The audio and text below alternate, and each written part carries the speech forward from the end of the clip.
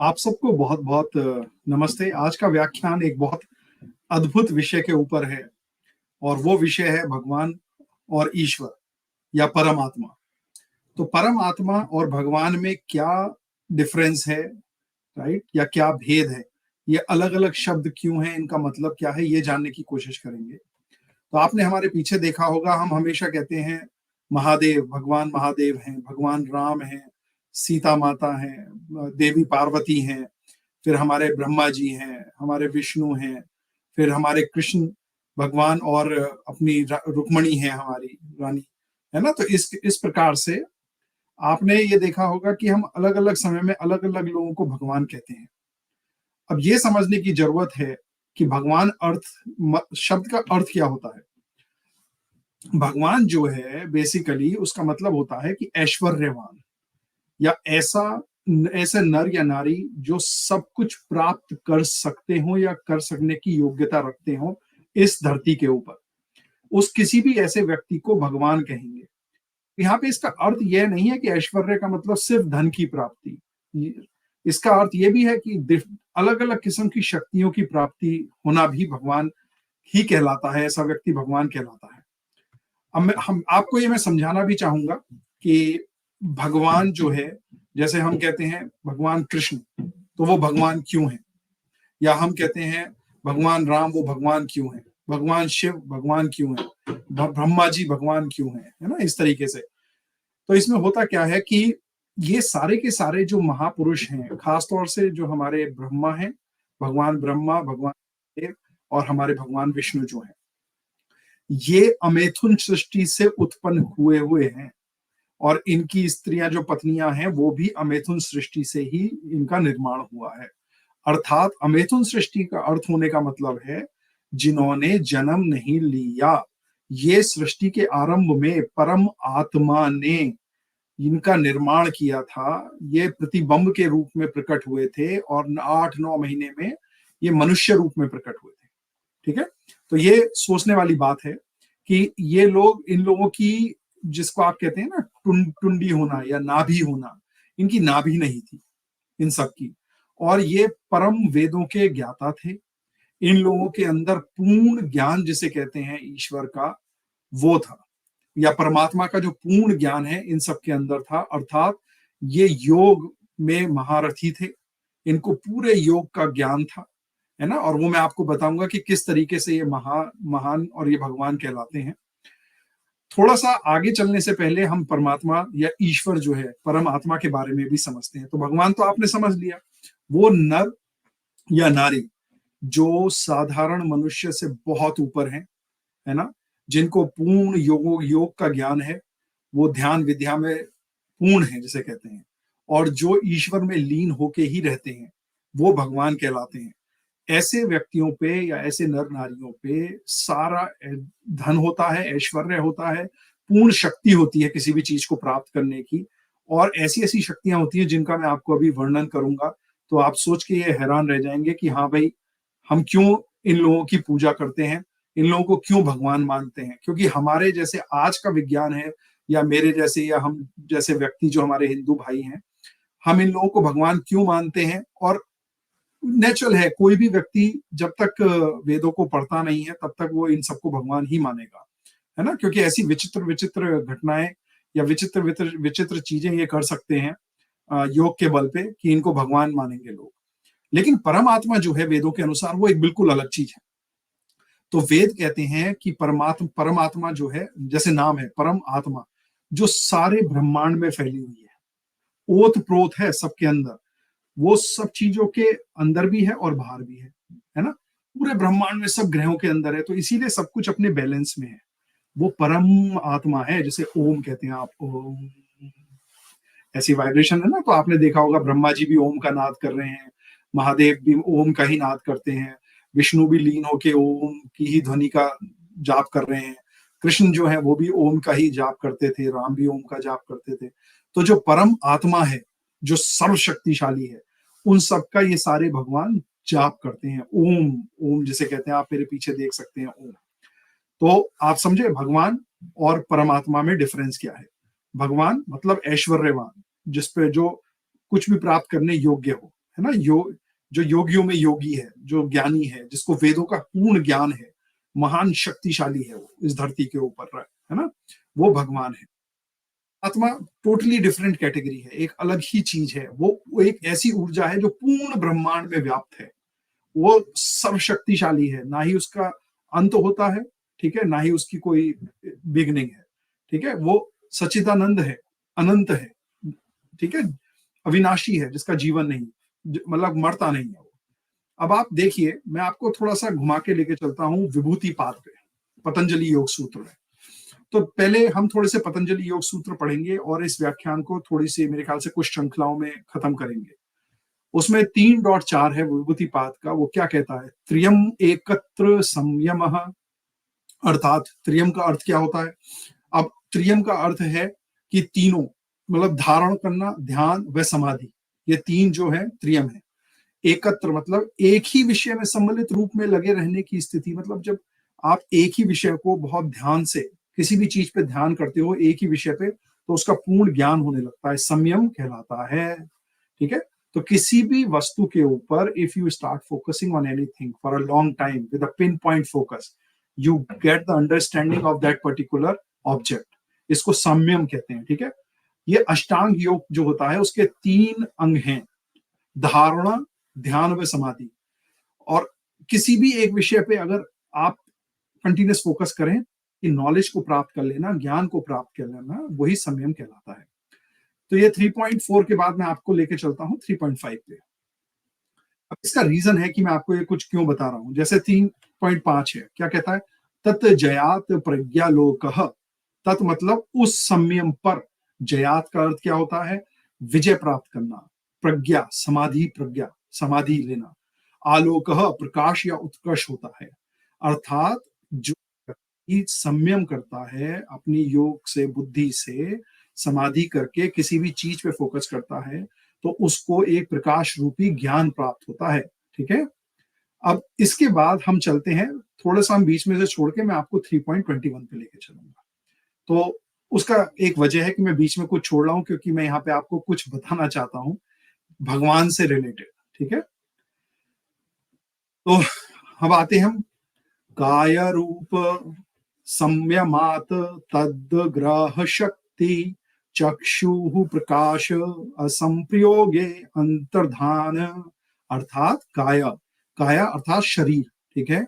शरीर के रूप में संयम करने से जब जिस प्रकाश रूपी ग्रह शक्ति से देखा जा रहा है, उसके रुक जाने पर तब आंखों को रोशनी से संबंध ना होने के कारण योगी अंतर्धान हो जाता है, अर्थात योगी दिखाई नहीं देता। तो अब आप देखिए यहाँ पे महर्षि पतंजलि, अब देखिए ऋषि जो वेद व्यास हैं, कृष्ण द्वैपायन जिन्हें कहते हैं, उन्होंने पतंजलि योग सूत्रों को एक जगह पे एकत्रित किया। और वो पतंजलि योग सूत्र उनसे भी बहुत लाखों साल पहले से चले आ रहे हैं। लेकिन जहां से जिन्होंने पतंजलि योग सूत्र पतंजलि ऋषि को दिए, वो कौन थे? वो ब्रह्मा, महेश, विष्णु, ये महापुरुष, भगवान जिन्हें हम कहते हैं, वो थे। अब सोचिए, इन सब के अंदर ऐसी शक्तियां थी, ठीक है, जो इस पतंजलि योग सूत्र को, और इन सब पे वैज्ञानिक रिसर्च होनी चाहिए। अब मैं तो अकेला एक व्यक्ति हूं, मैं बहुत विज्ञान काफी पढ़ा है, और हाँ, कभी मैं आपको बताऊंगा, मैंने 1 दर्जन से ज्यादा पुस्तकें भी लिखी हैं, काफी ज्ञान विज्ञान पढ़ा है, बड़ी बड़ी कंपनियों में कार्य भी किया है। तो लेकिन इस किस्म का विज्ञान जो है, इस पर रिसर्च होनी चाहिए। यहाँ पे ये बता रहे हैं कि जो योगी होता है वो, अब आपको कोई भी चीज कब दिखाई देती है? जब रोशनी किसी चीज पर पड़ती है और वापस जाके आपकी आंखों में लगती है, तब आप उस वस्तु को देख पाते हैं। लेकिन योगी अपनी शक्तियों द्वारा उस रोशनी को अगर एब्जॉर्ब कर ले, मतलब आपके ऊपर जो, जैसे मैं किसी चीज को देख रहा हूँ और वो चीज, उस पर लाइट जो पड़ रही है, रोशनी, वो उसको एब्जॉर्ब कर ले अपने अंदर और रिफ्लेक्ट ही ना करे, मतलब वापस ना फेंके मेरी आंखों की ओर, तो मैं देख नहीं पाऊंगा। तो जब योगी अपने शरीर के रूप में संयम का दृढ़ एवं सतत अभ्यास कर लेता है, तो उसको दूसरे व्यक्तियों की आंखों की जो रोशनी के साथ उसके शरीर का संबंध टूट जाता है, जिससे उस योगी के शरीर को देखने की शक्ति रुक जाती है। इस कारण योगी का शरीर दूसरों को दिखाई देना बंद हो जाता है, यानी उदृश्य हो जाता है, right. So by making, in English if I से, बाय मेकिंग संयम on the form of the body, the power of perceiving different forms being obstructed, the power of manifestation in the eye being separated, yogi's body become invisible. तो यहाँ पे what I'm trying to say, there is an art of becoming invisible. तो आपने जब देखा होगा या आप कभी पढ़ेंगे तो गायब हो जाना, अचानक ब्रह्मा जी आए और गायब हो गए, या विष्णु जी आए गायब हो गए, या भगवान कृष्ण जो है वो क्योंकि योगेश्वर हैं, भगवान कृष्ण अपने समय में उस युग में कोई उनके जैसा नहीं हुआ, ठीक है, या तो परशुराम थे या भगवान कृष्ण थे। तो इनमें वो शक्तियां थी अपनी जगह पे से अपने को गायब कर देने वाली। अर्थात आप, ये सिर्फ मैं अपनी ओर से बता रहा हूं आपको, अगर मैं योगी हूं और मेरे ऊपर जो रोशनी पड़ रही है अगर मैं उसे एब्जॉर्ब कर जाऊं और धरती में को ट्रांसफर कर दूं तो मैं अपनी जगह से गायब हो गया ना। या फिर मैं, अगर मैं योगी हूं और मैं जितनी भी रोशनी मेरे ऊपर पड़ रही है मैं उसको एकत्रित करूं और मैं उसको वातावरण में किसी और फॉर्म में छोड़ दूं, हीट की फॉर्म में छोड़ दूं, ठीक है, तो भी मैं किसी को दिखाई नहीं दूंगा। तो मैं आपको ये बताना चाहता हूं कि भगवान होने का अर्थ है कि उसको ये विद्या आती है, पतंजलि योग सूत्र के। तो जो आप मेरे पीछे जितने भी महापुरुषों को देख रहे हैं, विष्णु, महेश, परशुराम, जितने भी थे ये महापुरुष, इनको ये विद्या आती थी। और ऐसा नहीं है कि ये सिर्फ इनको ही आती थी। क्या हुआ सृष्टि के आरंभ में, क्योंकि उस वक्त सब अच्छे महापुरुष थे, वेदों के ज्ञानी थे, लेकिन धीरे धीरे क्योंकि आत्मा जो है स्वतंत्र है कर्म करने में, ठीक है, अधीन तो वो परमात्मा के है लेकिन कर्म करने में स्वतंत्र है। धीरे धीरे जैसे जैसे खराबी आती गई लोगों के अंदर में, लालच, क्योंकि आत्मा तो कुछ भी कर सकती है, अलग अलग किस्म के दोष उत्पन्न होते गए। तो ऐसा नहीं है, वेद पढ़े हुए जो लोग थे उन्होंने भी गलत किया, जिन्हें आप राक्षस कहते हैं या दुष्ट प्रवृत्ति के लोग हैं, जैसे रावण है, वेदों का ज्ञानी था लेकिन, और विद्याएं थी, उसको भी ये सब चीजें आती थी, है ना, लेकिन क्या था, दुष्ट हो गया था, आत्मा में उसके गंदगी आ गई थी। तो इसलिए क्या है, अच्छे अच्छे जो लोग हैं उनको तो ज्ञान था ही वेदों का, लेकिन जो दुष्ट लोग हैं उनको भी वेदों का अच्छा ज्ञान था, ऐसा नहीं है, ठीक है, उनको भी इस तरीके की विद्याएं आती थी। लेकिन जो सात्विक रहे हैं, जो हमेशा ध्यान में लिप्त रहे हैं, वो ही भगवान कहलाए हैं। राक्षस जो गंदे कर्मों में या जिन्होंने गलत कार्य किए हैं वो कभी भगवान की उपाधि नहीं ले पाए, चाहे उनके अंदर कितनी ही शक्ति हो। तो आप समझ गए ये मैंने आपको क्यों बताया। अब हम चलते हैं उससे आगे 3.22 पे, विभूति पाद है ये आपका पतंजलि योग सूत्र का। अब इसमें क्या कहते हैं देखिए, सोपक्रमम निरूपक्रमम च कर्म तत्समयात उपरांत ज्ञानम वा अरिष्टेभ्यः। अर्थात अब इसका अगर मैं संस्कृत को हिंदी में कन्वर्ट करूंगा तो सोपक्रमम मतलब शीघ्र ही फल देने वाला, उसके बाद कहते हैं च मतलब और, निरूपक्रमम विलंब से फल देने वाला, कर्म मतलब कर्माशय, तत् उन कर्मों में संयम करने से, अर्थात मृत्यु का ज्ञान हो जाता है। मत इसका अर्थात यह है कि शीघ्र या विलंब से फल देने वाले कर्माशयों में संयम करने से या मृत्यु का ज्ञान कराने वाले अशुभ संकेतों से योगी को मृत्यु का पूर्व ज्ञान हो जाता है। मतलब जो ये महापुरुष थे, आपने देखा होगा कि शरीर त्याग दिया उस महापुरुष ने, कि वो एक साधक था, योगी था, तो उसे पता है कि उसे शरीर कब त्यागना है। वो ऐसी चीजों पे ध्यान करता है। वो जो भगवान है वो ये जानते हैं कि उनको ये शरीर कब छोड़ के जाना है, अर्थात इसे मृत्यु नहीं कहते क्योंकि उनके लिए ये मृत्यु तो आजकल के हम लोगों के लिए है। शरीर को छोड़ के जाना और परमात्मा में लीन हो जाना, ये भगवान कार्य क्रियाएं करते थे, ठीक है। अब हम इससे आगे चलते हैं।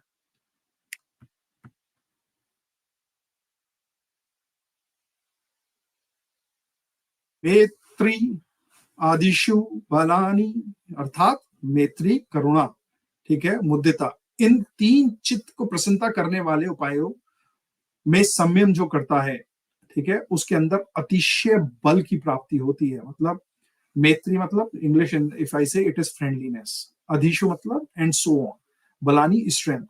अगर कोई फ्रेंडलीनेस पे, राइट, और किसी और वर्च्यू पे, अर्थात मैं आपको इसमें बताता हूं, सपोज आपने हाथी के बल के ऊपर ध्यान किया, संयम किया, तो धीरे धीरे आपके अंदर वैसे ही बल उत्पन्न होने लगेगा, ठीक है, या आप ऐसी क्रियाएं करेंगे जिससे आप में अति बल जनरेट होने लगे। तो आप ये देखेंगे कि जैसे हनुमान जी थे, ठीक है, उनके अंदर कैसा कितना बल था, देखा, क्योंकि वो भी वेदों के ज्ञाता थे। तो ये लोग क्या है, ये योगी थे, उनको ये जो पतंजलि योग सूत्र मैं आपको बता रहा हूं, इन सबका पूर्ण ज्ञान था। ये और ज्ञान ही नहीं था, बेसिकली उनके अंदर ये सारी चीजें पूरी पूर्ण रूप से डेवलप थी। ठीक है, तो अब आते हैं हम 3.24 पे।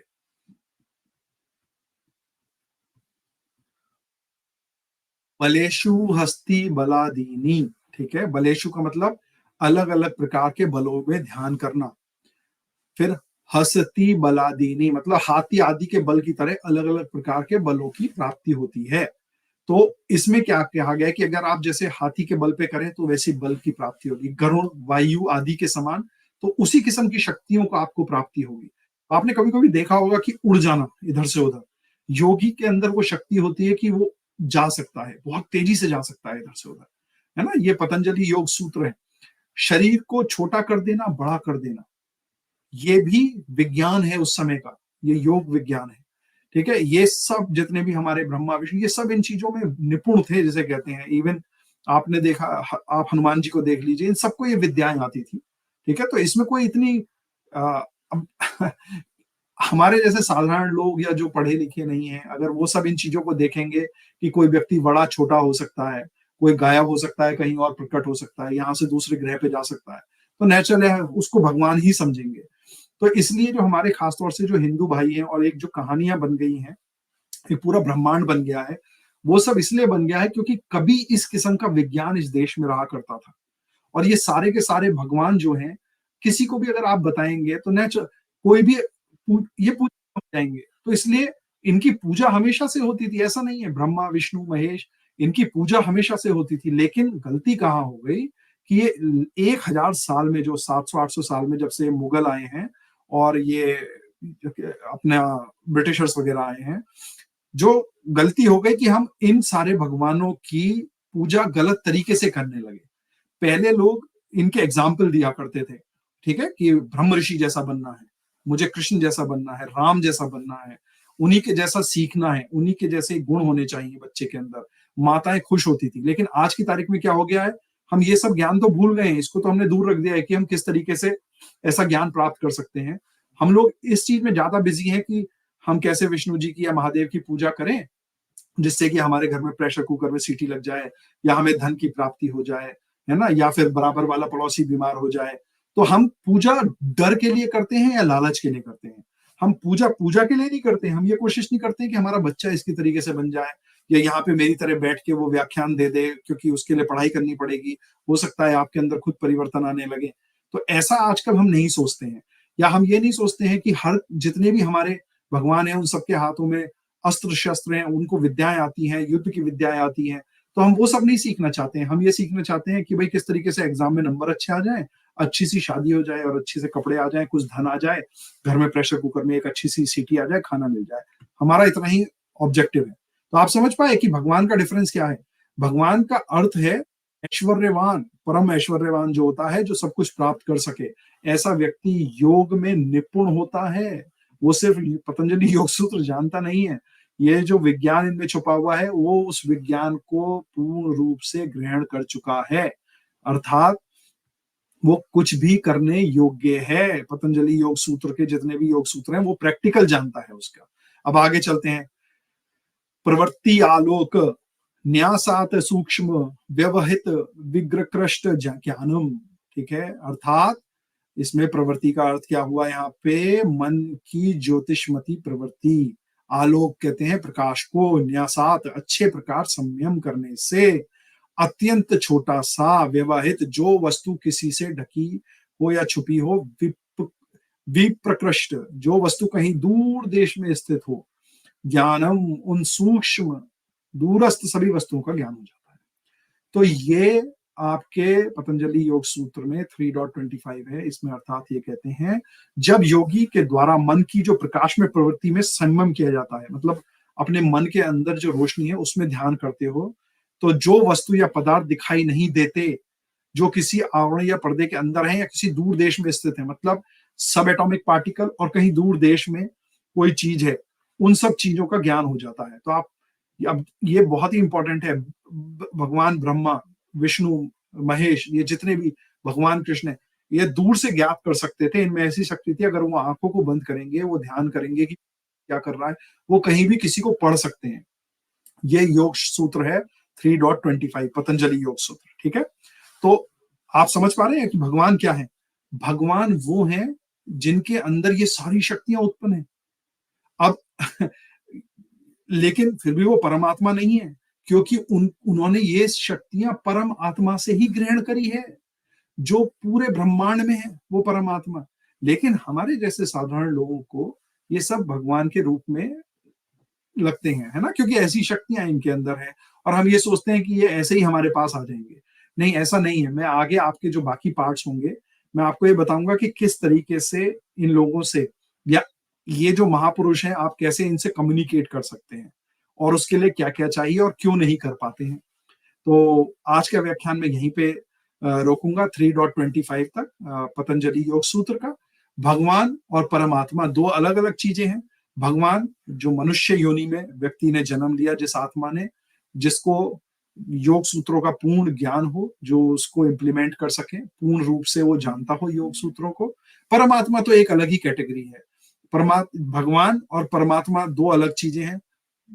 परमात्मा जो है वो है जिस पे भगवान ध्यान करते हैं सारे, है ना, उससे शक्ति ग्रहण करते हैं, वो परमात्मा है।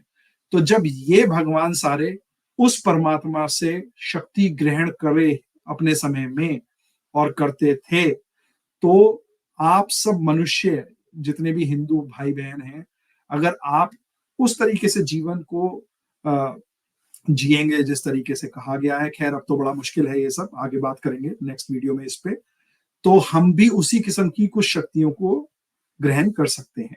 तो इसीलिए कहा गया है कि भगवान जो हैं, ब्रह्मा, विष्णु, महेश, कृष्ण, राम, जितने भी भगवान हैं हमारे, आप इनकी बिल्कुल आराधना कीजिए, अर्चना कीजिए, इनको बिल्कुल आप फूल लगाइए, आप खुश होइए, इनकी मूर्तियां घर पे रखिए, आप पूजा करिए इनकी। लेकिन इनकी पूजा इस तरीके से मत करिए कि आप इनसे ये मांगेंगे कि आपके घर में प्रेशर कुकर की सीटी लग जाए, बच्चे के नंबर अच्छे आ जाए, पत्नी को साड़ी मिल जाए, कुछ धन मिल जाए, गरीबी हट जाए। ये सब कार्य ये नहीं करते। ठीक है, ये सब कार्य तो तभी होगा जब आप परमपिता परमेश्वर जो परमात्मा है उसमें जब ध्यान करेंगे, तब आपके शरीर में इन भगवानों जैसी ही धीरे धीरे शक्ति बढ़ने लगेगी, मनोबल बढ़ने लगेगा। फिर उस प्रयास से जब आप कार्य करेंगे, तब आपके दुख दूर होंगे। इसीलिए हमारी हिंदू जो जाति है, हमारे जो हिंदू लोग हैं, भाई बहन हैं, सबसे ज्यादा दुनिया में कोई परेशान है तो वो सिर्फ हिंदू ही हैं। इतने सारे भगवान जो हैं, सोचिए, इतने देवता, इतने भगवान होके भी एक देश हमारे पास नहीं है, 17 स्टेट भी नहीं है। तो हमको अब ये सोचना पड़ेगा कि क्या हम अपने धर्म का पालन कर रहे हैं, क्योंकि धर्म उसी की रक्षा करता है जो धर्म का पालन करता है, अन्यथा विनाश हो जाता है। इसी के साथ आज के लिए आपको नमस्कार। आगे हम फिर यहीं से आगे बढ़ेंगे नेक्स्ट व्याख्यान में। धन्यवाद।